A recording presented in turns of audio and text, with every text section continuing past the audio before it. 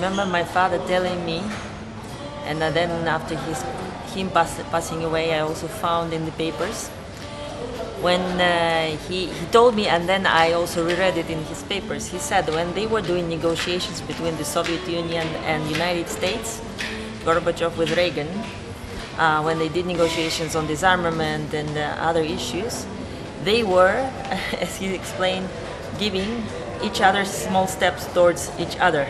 So they were giving up some small portions of their interest toward against the other side to give up something else. And they were very small steps, but they were steps with one vector towards each other. And he said the key was the dialogue.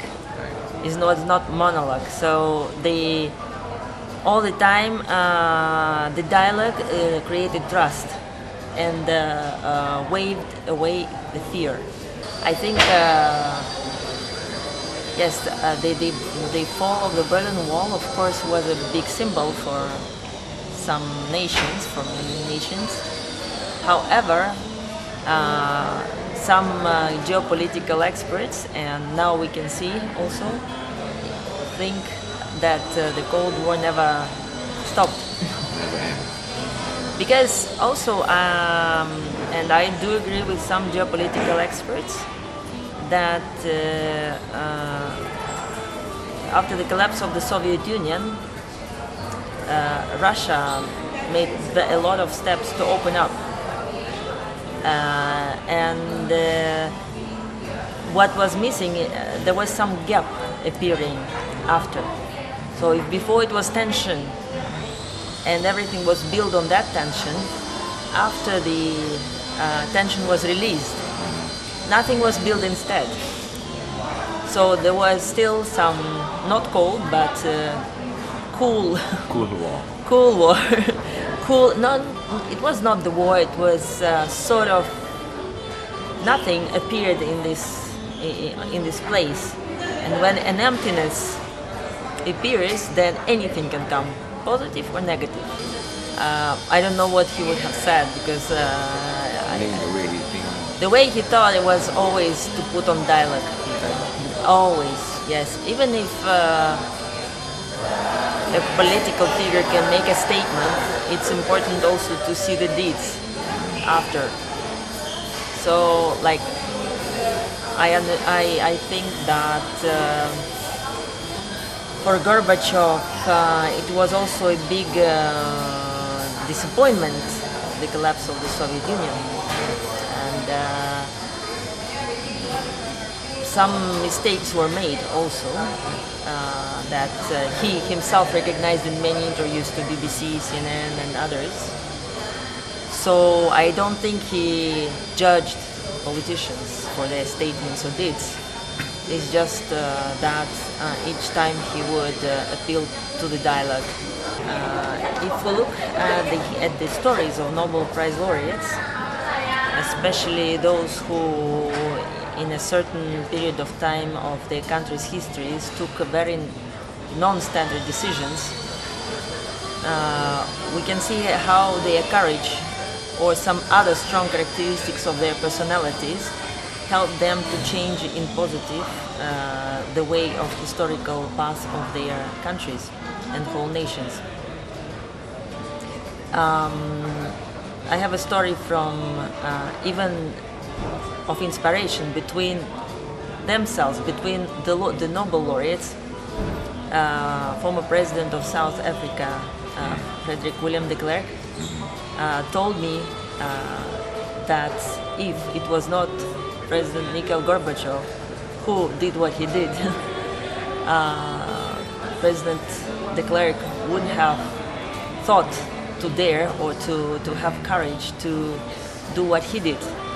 He said the political arena changed so much and actually encouraged him to do that path with Nelson Mandela, for which they got the Nobel Prize, both.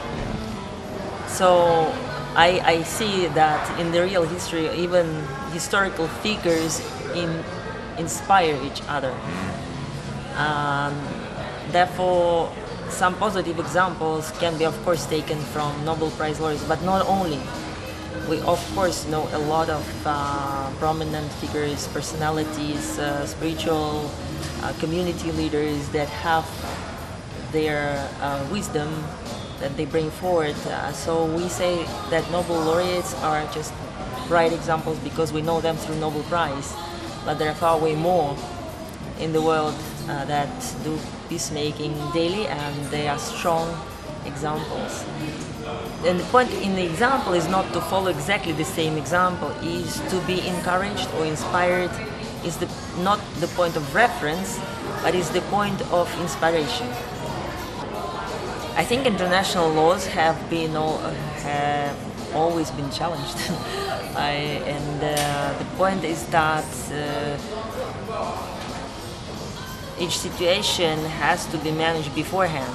And if there is a situation that is already acute, I don't think that only law is a tool. Of course, the law is volitional act to obey to the law.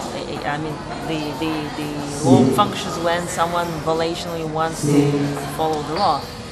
But there are situations in which I think preliminary diplomacy shall work. And if the situation is acute, it's better to not watch it and wait for it, but to switch to diplomacy. Under diplomacy, I mean the traditional tools, and of course, in the current days, maybe diplomacy is not used that strongly as before. It's more like not random, one-to-one or actions, activities based on the interests of each country. And as you said, the national interests of each country, they have always been national interests and different. The difference today to what was after the Second World War is that at that time countries survived a very severe experience, and there was a will to reach a common agreement of how the world should work in a more peaceful way. So now, after some time, this basement is not existing anymore, and it's to be reviewed. And I think, as in any transformation, there is a sort of chaos, which will come up to some, I think, shape.